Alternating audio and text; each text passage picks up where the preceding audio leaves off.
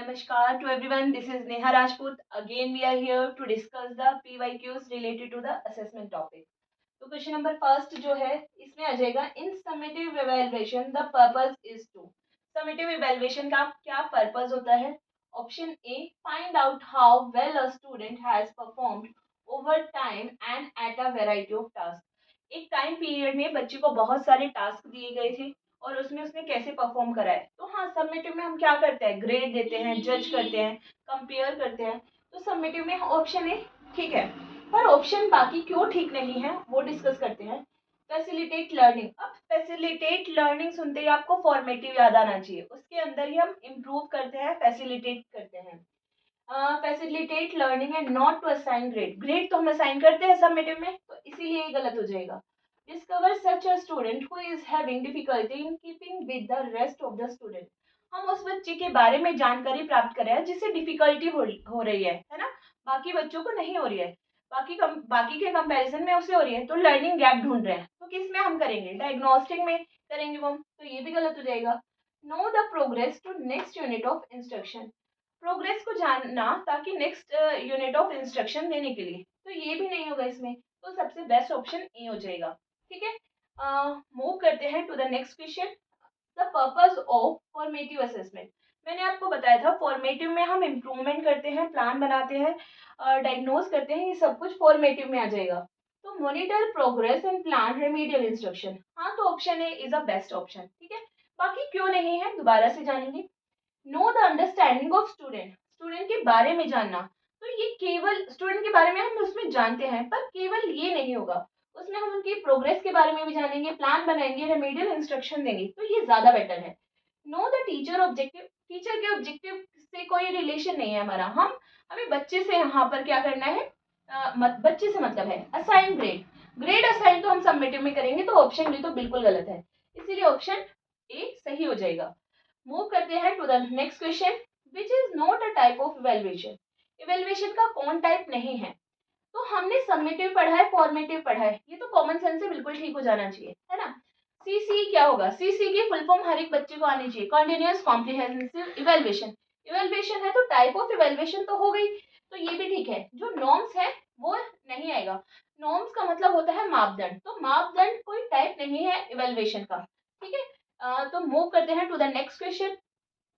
In dash the role of measurement is to provide.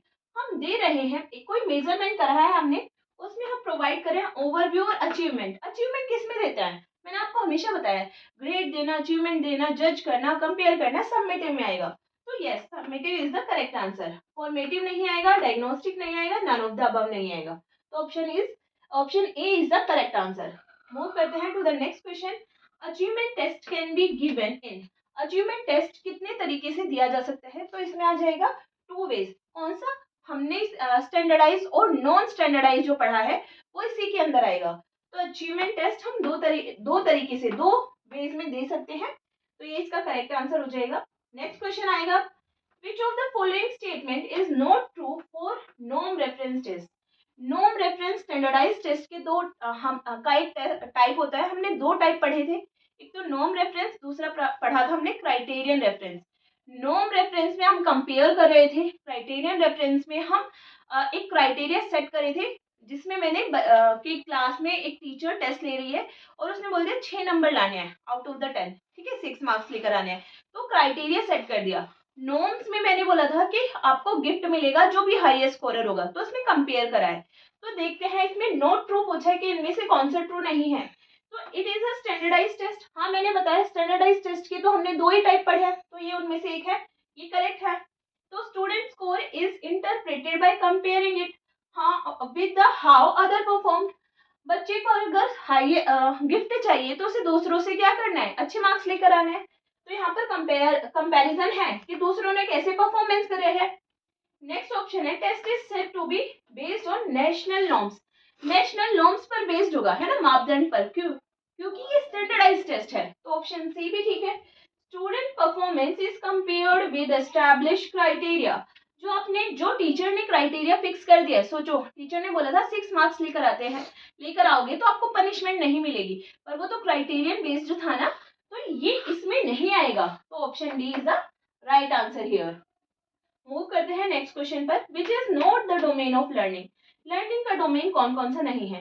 चलो मैं आपको एक एग्जांपल देती हूँ। फॉर एग्जांपल, आपको ना तैरना नहीं आता है, आपको स्विमिंग बिल्कुल नहीं आती है। आप ये सोचोगे, अच्छा आप स्विमिंग क्लासेस गए, वहां पर आपने ये सोचा कि अच्छा आपको सिखाया गया कि जब आप पानी में जा रहे हैं आपको अपनी जो ब्रीदिंग है वो कंट्रोल करनी है, तो आपने ये सोचा समझा, तो ये कॉग्निटिव हो गया।